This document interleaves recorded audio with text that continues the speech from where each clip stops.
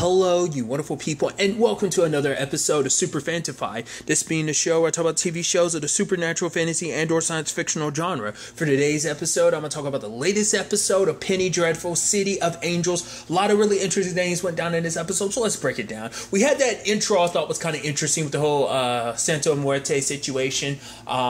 Just kind of like overlooking like that, you know, that town in Mexico and just like those two guys getting gunned down, but I guess everyone else getting gunned down too, just because it's like, well, we can't have any witnesses to what went down here. And said somewhere to like the little girl saw her and was kind of smiling, and it's just that once again, it's that whole thing of like she tries not to care about humanity because it's a heavy burden to carry, you know, like caring about these beings, especially these beings you have to ship off to death, especially for her because she's there carrying that little girl's body, and it's just like that's.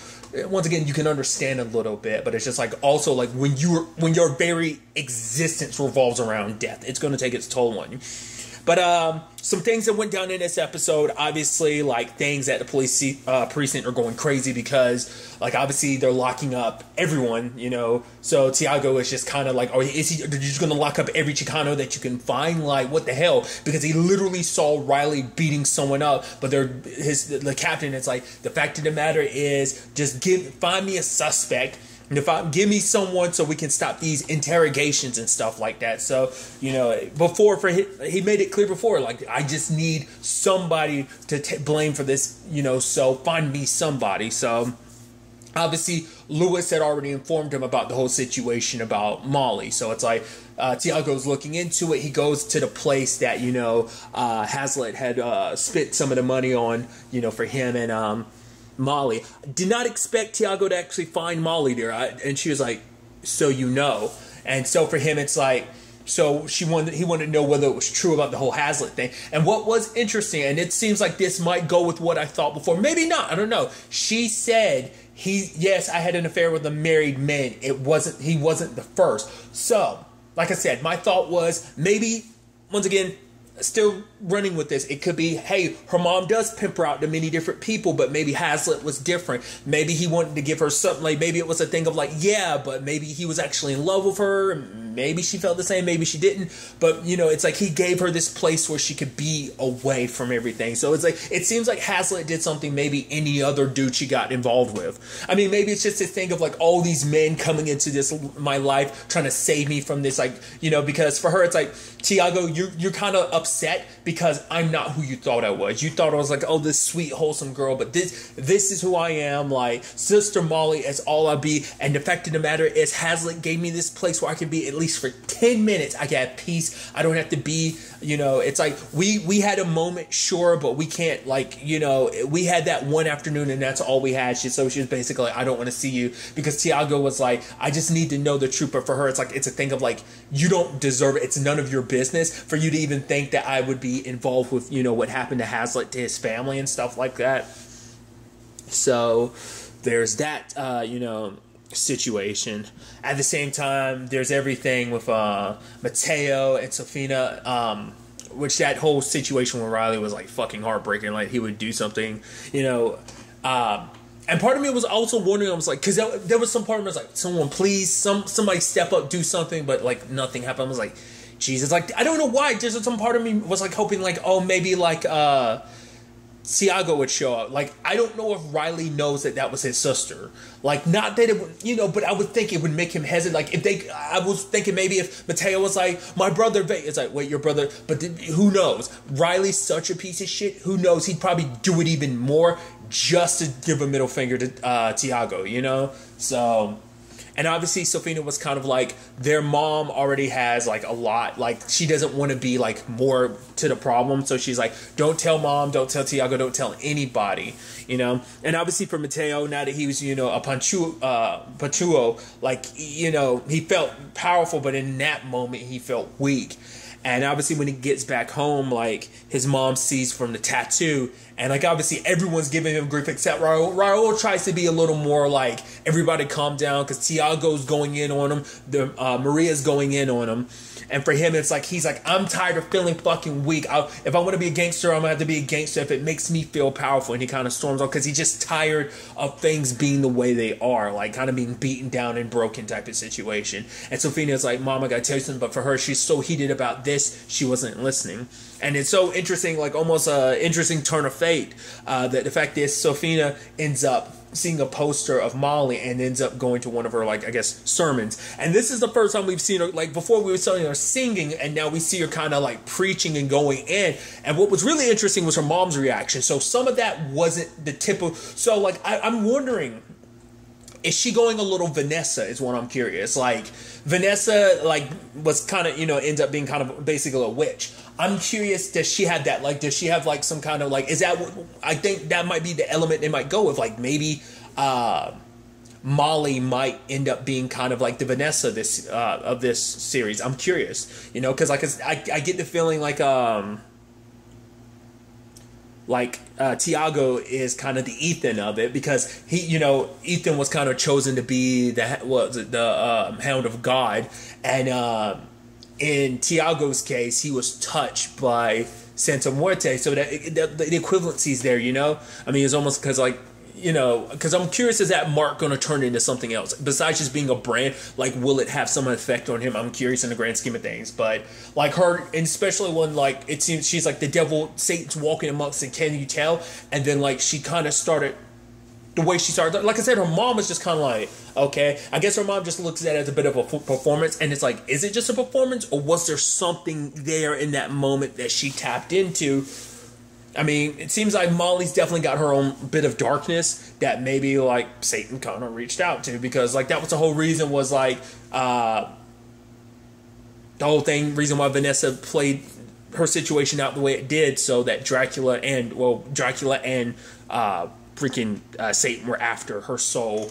So it's like, maybe it's kind of an equivalency in that, like maybe Molly's special, like I said, like Vanessa, maybe that's a direction they're going to go with that. Maybe not. Like I said, I'm curious to kind of see how that kind of ends up shaking out.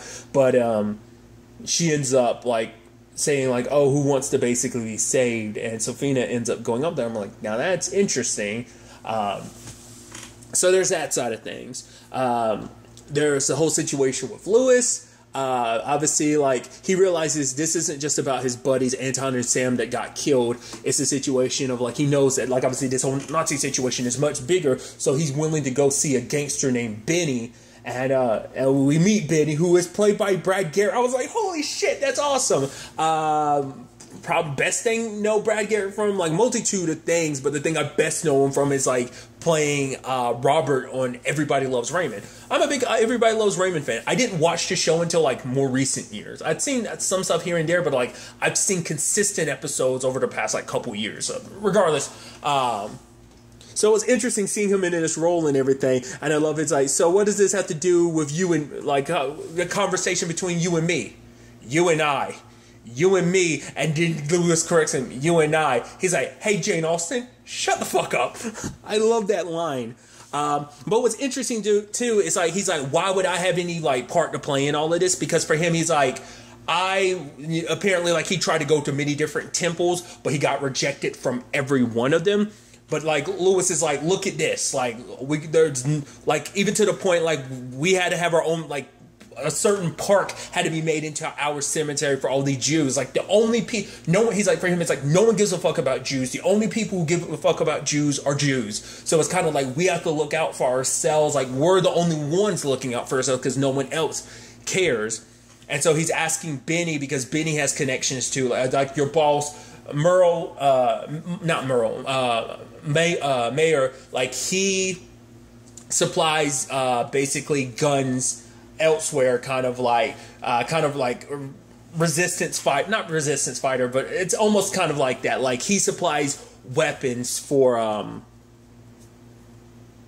cause, like, I think it was like what, like in Palestine, for example. So it's like fighting for Jews is something like his boss is all about, and it's like this is a fight here because LA is important because he's like New York isn't someplace that they could get their hands on, but no one cares. Like the cops are just basically so easily that you can manipulate them, and just like the councilmen, the council in general, the city council in general, he's like they're just out for getting their pockets lined. So it all kind of makes sense like why LA is so like the easy spot to kind of hit the ground running, because it turns out. And now we get more insight into like basically he brings up von Braun, like basically like, oh, he's trying to make a rocket and stuff like that. Well, people here in that student he met, they're trying to do the same thing. So their plan is to basically steal it from here. So it's like, well, if we can't get there first, if the U.S. is going to get there first, why don't we just steal it from them, bring it back, and give it to Hitler? So,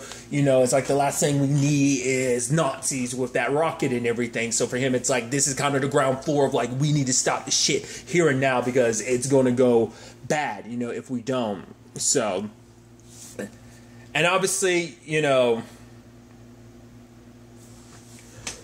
initially, like I said, Benny wasn't all about it, but then, it's like, okay, looking at Anton's grave, it's like, was he from, like, the homeland? It's like, no, he's from Van Nuys, but, he always kind of dreamed like everyone else did, so it's kind of like fighting for that cause and that belief is just, enough to kind of sway Benny over to his side. So Benny, they end up kidnapping Lewis later on, and he's like, fucking hell. He's like, yeah, sorry about all the subterfuge and everything, but come here. I want you to meet this dude. And I love how, like I said, because I was so curious, like, okay, what's that intro going to be about? Because, the guys were speaking Hebrew, so that's why I was immediately like thinking, like, are those people who roll up, were they Nazis? And they're like, oh, let's kill everyone here anyway, just because it's like, well, we're killing them, so let's kill everyone else. I thought that's what it turns out. Well, because my understanding is that guy there, well, I don't know whether I misinterpret that scene as what I'm trying to understand. Because it turns out this guy right here that's chained up, it's like, okay, you know who he is? Well, he used to be part of our organization, but he's kind of on the outs right now. Why? Because, as you said, Mayor kind of ships stuff over to Palestine to kind of fight and everything, right? He ships over weapons. Well, this dipshit over here stole the weapons. You know what he did with it? I don't know. I can't hear you. I don't know what he did. This fucking idiot sold it to Nazis. So that's the thing of like, I don't know, because I couldn't tell because his face is messed up and bloody. If that's the same dude from the beginning of the episode in Mexico. So was that him just killed, like, or was that or like I said, that's why I feel like I'm misinterpreting it. Either that was him killing those Jewish dudes and then killing all those other people there, or those were the Nazis he supplied with the guns, because even Benny telling him, it's like, yo, like this guy most likely supplied the Nazis with the guns they used to kill your friends. So you kill him, but Lewis didn't. He was like, go fuck yourself. And then Benny grabbed a gun, popped him in the head, and it was like, wow. Because I've never seen, for one, it's just interesting because I've never seen Brad Garrett in that role. Because like most roles I've ever seen him in, because I feel like he's usually in comedic roles, I think. I mean, most things I've ever seen him in, he's always been in a comedic role. So it's just interesting to see him kind of be like, oh, do something like scary, kind of be scary, intimidating, and dangerous like that. I thought that was just kind of a neat element to the whole situation.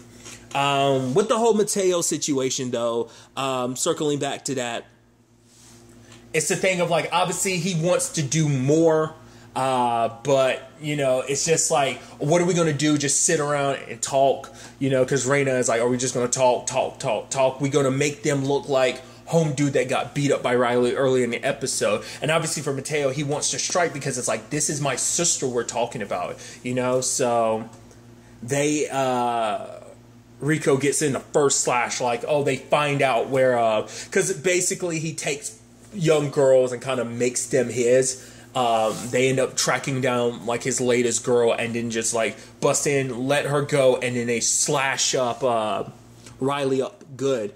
And it seems like home dude that got beat up, he beats up on Riley a little bit too, but they leave it to Mateo because it's like, hey, this is your sister after all. So Mateo goes in and slices his throat. Like, I actually halfway expected him to, because he kept slicing. I was like, are you gonna just I mean, it's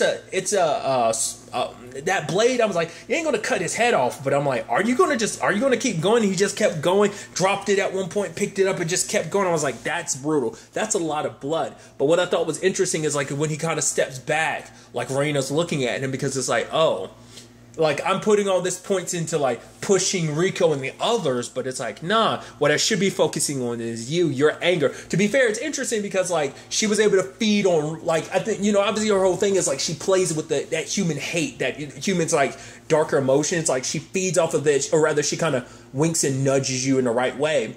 So it's interesting because she already did it to Raul, so to see her do it to Mateo too is just interesting. And that's why I'm like, are you going to slowly be ticking your way down the family line or something like that? I don't know.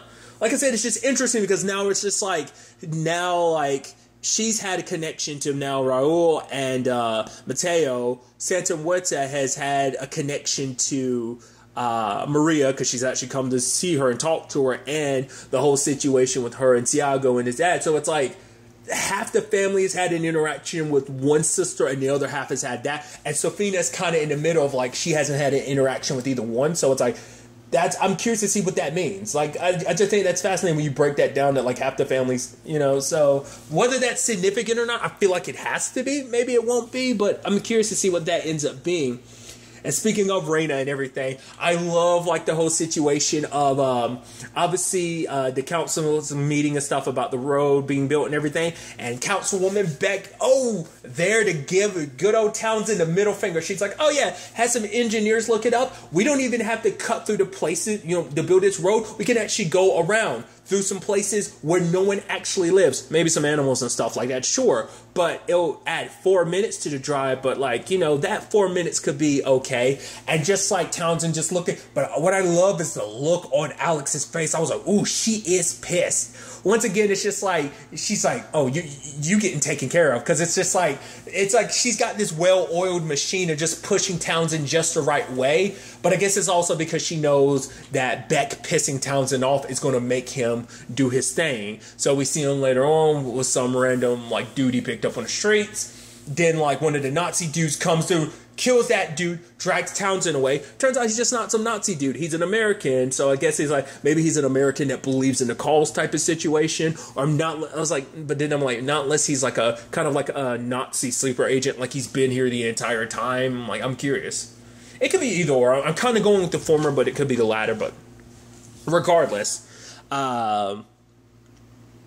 takes him to a place. And then it's just like, he's like, please don't hurt me, please don't hurt me. And then kisses him, and it's like, what are you, a top or bottom? And I'm like, wait, what? I wasn't sure. But then we see, like, Alex record, like, and with some other people record it. I'm like, oh, okay. So I'm like, you're helping them blackmail him to kind of keep him in line. And even later on, it's like, yeah, hopefully we won't have to use this. But it also, at the same time, is like, for Alex, it's like, this way he gets his rocks off, he does his thing, but he doesn't, like, do it to some random hustler because, if Townsend pissed him off like that dude, he was like, it's 5. He's like, we agreed on 5. And Townsend was like, no, we didn't. So it's that type of situation of they can always come back and be like, oh, it's you. Like, we had, like, he can, like, throw Townsend under the bus type of situation. But this way, hooking up with Hondu, things will be discreet and stuff like that. So it's like, things kind of fell away, but now Alex has kind of swung things kind of to back in place. Granted, Beck is still an issue, but once again, I doubt that's going to stay an issue forever. So there's that side of things. And on the other side of things, we have, like, Peter with his other buddies gathered around. It's kind of like, oh, we're kind of like a political party. So I guess Elsa, because I learned her name, Miss Bronson, I guess, like, her thing is going to be, like, inciting Peter to kind of, like, step up and do his thing. It might incite others. I mean, because they're already kind of talking about, stuff on their own, but I think, like, him in particular, like I said, I think she's able to sense out the strongest darkness. Like, she knows where to kind of land on, like, it's like, oh, you're the perfect person to act as the first domino that I send, knocking down all the other dominoes. So Peter sadly is getting jealous because Elsa's talking to that other dude, was it Aquaman?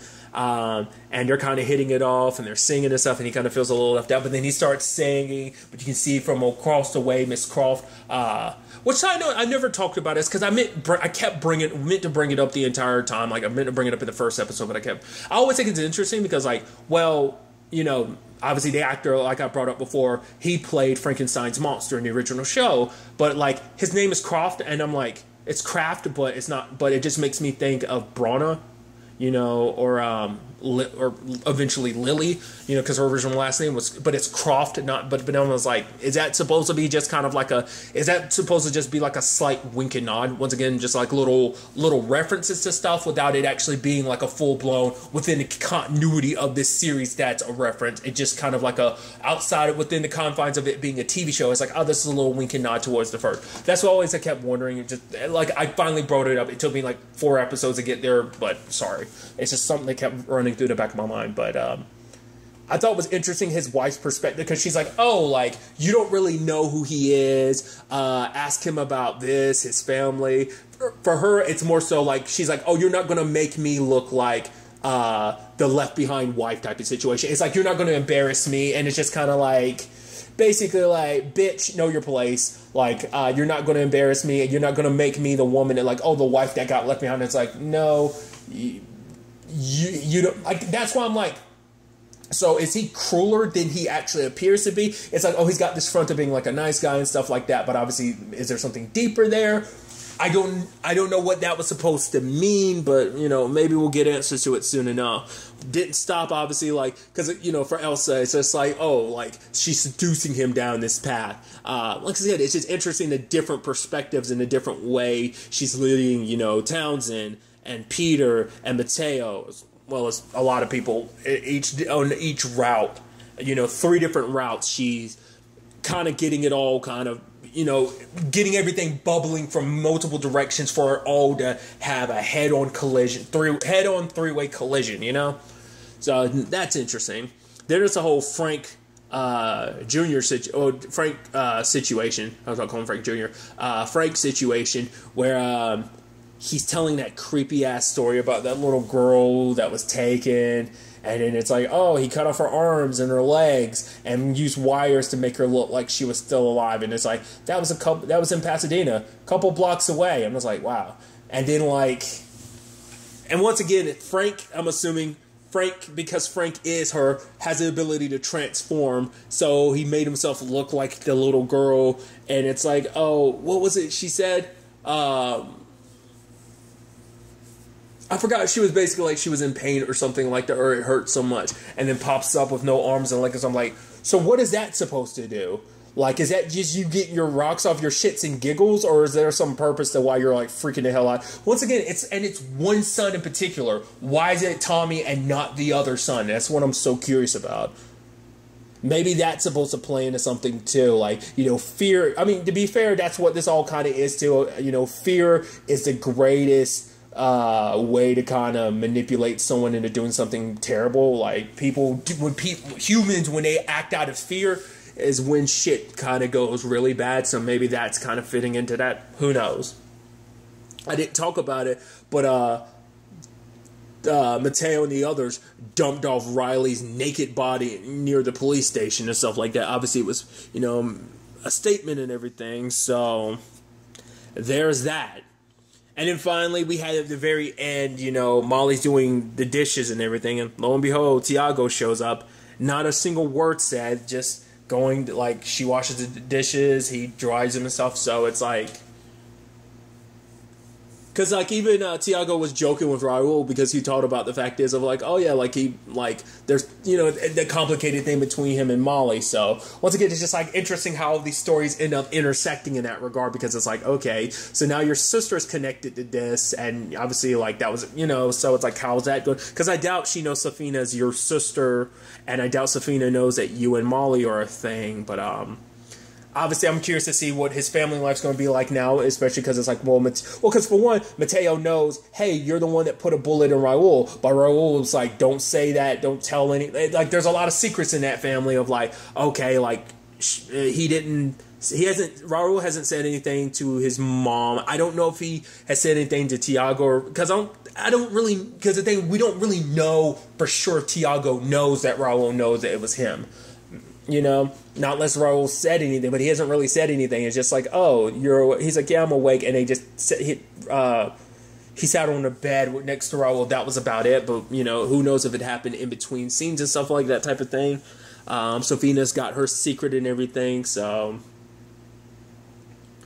now we also learned, like I said, where all the Nazis got their weapons from here in the States. It's like it was because of that. Obviously, I'm assuming the next step is going to be Lewis potentially meeting, Mayor to kind of like figure this whole situation out, because for him, he's kind of going at it alone, so he needed like a powerful force. Like if it meant mobsters and gangsters, then so be it. If it means stopping the Nazis, stopping the Third Reich, he's like, even if it's like, what are we going to do, stop the Third Reich? He's like, you're damn right we are.